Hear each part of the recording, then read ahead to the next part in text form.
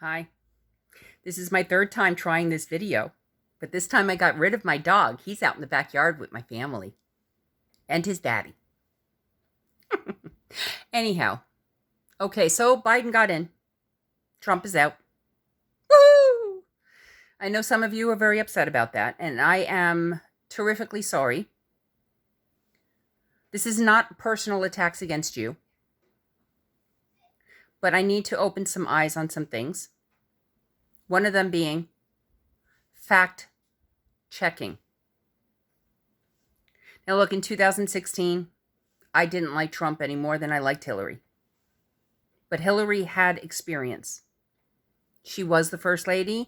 She was Secretary of State. She had a law degree. She had a lot of experience that Donald did not have. Donald had his businesses. And I know for a fact at that point that Donald had been filing for bankruptcy a lot of times. That was my first eye-opening experience because I thought you were only allowed to claim bankruptcy once in your lifetime. But I guess privilege has its rewards, right? Anyhow, fact-checking is something I took seriously when I became eligible to vote when I turned 18. I took it as something very serious. It's the one thing I can say my mom did impress upon me.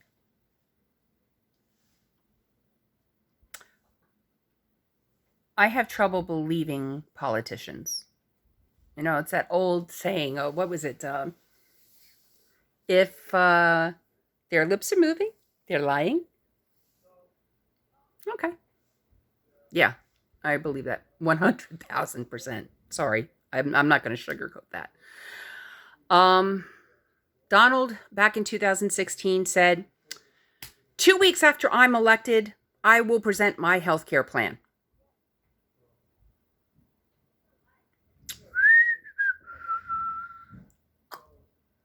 It's been 4 years. Where is it? Every reporter that had brought it up to him and asked him about it were called fake news. Well, if you say something enough, everybody will believe it. Except if you're used to dealing with narcissists. And my dealings with narcissists ended back in 2013.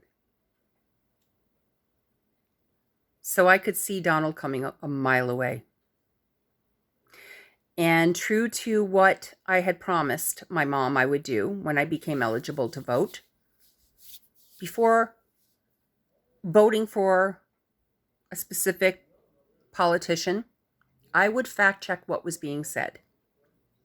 I'd listen to the debates, write down the points that really mattered to me, and I'd fact check. Donald said about this health care plan, didn't provide it within 2 weeks. He said he would provide his taxes in 2 weeks. Never did that. Donald said a lot of things he was going to do, and he never did them. Going to lower taxes. Yeah, you all got back $1,000 extra. Okay, I'll give you that much. I'll give you that much. Good for him. But where did that money come from? We were hit with a deadly pandemic this year. There was a playbook that was drawn up. And no, it wasn't just Obama. Obama and Biden were a part of it, yes. But they inherited a previous plan that was not working so well. So they sat with the presidents and they all contributed to this. And Donald took this and threw it out. Now, when I say all the presidents, we're talking Reagan, Clinton, Bush, and Obama. Obama put a task force in place in China because he knew they weren't trustworthy. And the first thing Donald did in the first 2 weeks in office had nothing to do with putting forward his care plan, his health care plan. It was dismantling this early warning system and throwing the playbook out the window. Think about that. He sat there and was so aggrieved, so disappointed in the H1N1 virus deaths, which numbered, I think it was 12,500, if I'm correct. It was under 20,000.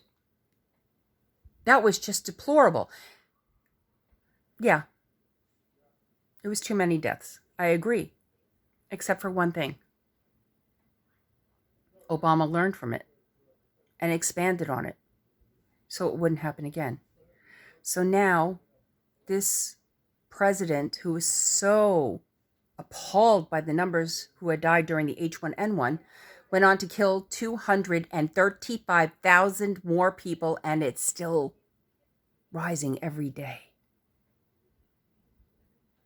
Now do the math. Donald's not good at math either. He doesn't like the sciences and he doesn't like math. 235,000 deaths minus 12,500.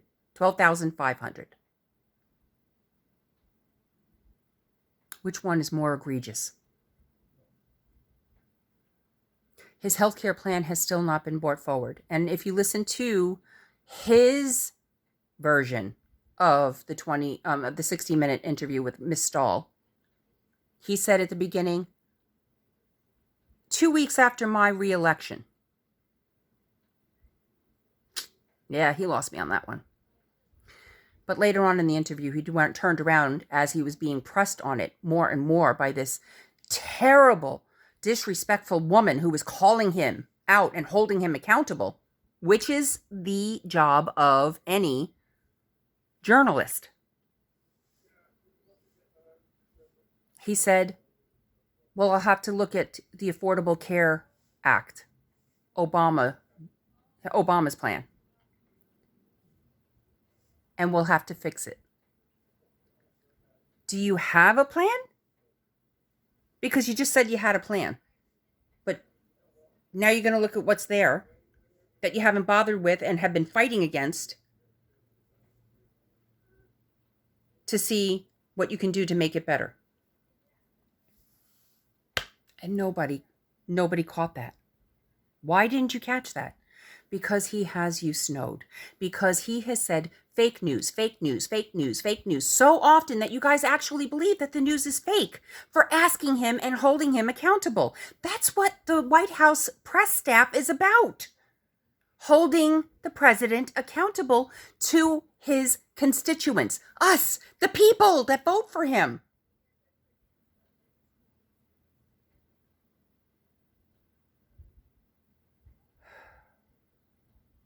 I sat there through both of the debates and even the town halls, and I fact-checked.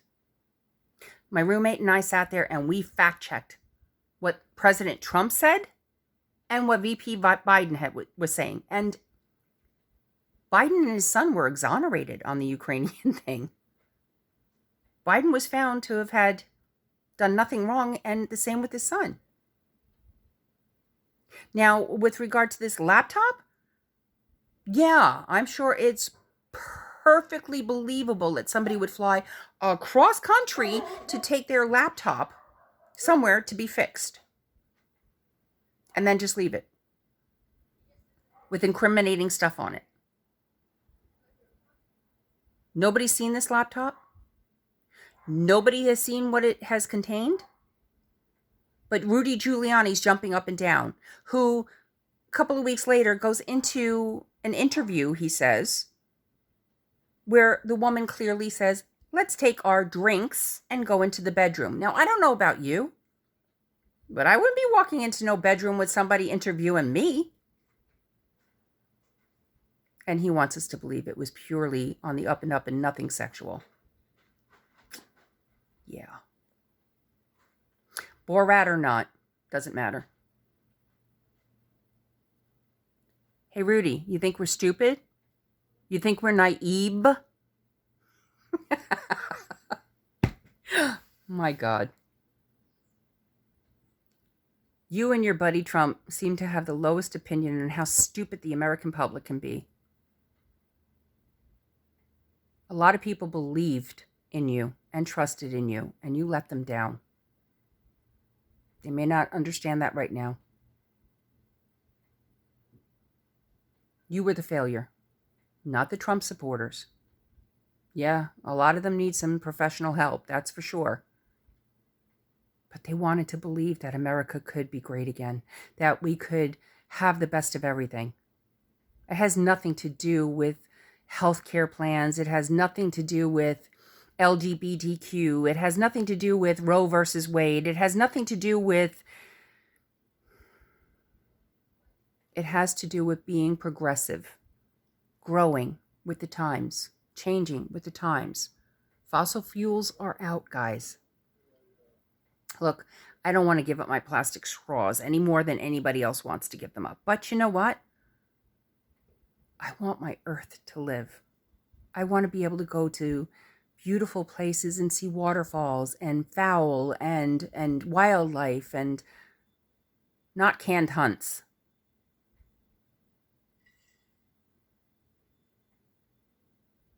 I want my family and my friends to be healthy, to not avoid going to a doctor because they can't afford it. To have to work 2 and 3 jobs to make ends meet. You should be able to work a job where the minimum wage affords you to be able to even save some money. You shouldn't have to struggle. You want to fix things? Fix the deadbeat parents out there that don't pay their child supports or hide behind disability or something else so that they don't have to pay. If they're working jobs off the books, go after the employers. Fine them. Make them have to pay the supports then. You get a lot of people off of welfare that way. Immigration is what America was founded on. We are the melting pot. It's our diversity that makes us so great. And Black lives do matter. And so do blue lives. But you bad cops make the good ones look really bad. If you're on a power trip, find another job. Donald, go try and be a comedian. Seems you elicit a lot of laughs from a lot of your supporters. But you've killed a lot of them too. At least 700 people caught COVID from your rallies, and at least 1 had been reported to have died. And you don't even acknowledge those people that supported you and believed in you, that died for you and got sick for you. My God. I've had COVID. I'm just getting over it. I shed the virus. Still shedding it. No, I was a mild case. Yes, I was a mild case. But I don't recommend it for anybody. I still can't smell anything. There's a plus in it in that I didn't smell the dead, squished skunk, but that's good. Because that smell usually makes me gag. And it ain't pretty. But I'm breathing a sigh of relief. And I'm putting my faith in the fact that Joe Biden will reunite the United States, because united we stand and divided we fall. And we have been falling for the last 4 years. Get on board, guys. It's time to pick yourselves up, brush yourselves off, and say, let's give this guy a chance. Yeah, America needs a change. But progressive change. Fix what's broken. Create new pathways. I'd like to bring my children back to my country so I can visit. And yes, voting abroad is allowed. I'm still a citizen by birth, and I do have a vested interest in my country, whether I own property or not. I love my country, and I defend it wherever I go. But the one thing is I'm an ambassador to my country. I portray those traits of the US wherever I live, wherever I visit. That's the purpose of having a passport. Read your passports, people. If you don't own one, get one. Embrace differences in people. Just because somebody's not a Christian and doesn't have the same beliefs as me doesn't mean I'm going to oust them and I don't want to know them. My school did good in raising me. PS 198 in Manhattan, God bless you for bringing us those monthly differences. Learning other cultures and foods and dances and crafts and belief systems. And you made me the open and accepting person that I am today. That's lacking in so many now. Let's bring that back to schools. God bless you all, whether you voted for Biden or not. We're all Americans. We're all in the United States. And we want her to succeed. Or I guess if you want to call it Uncle Sam. I like to see her as gender fluid.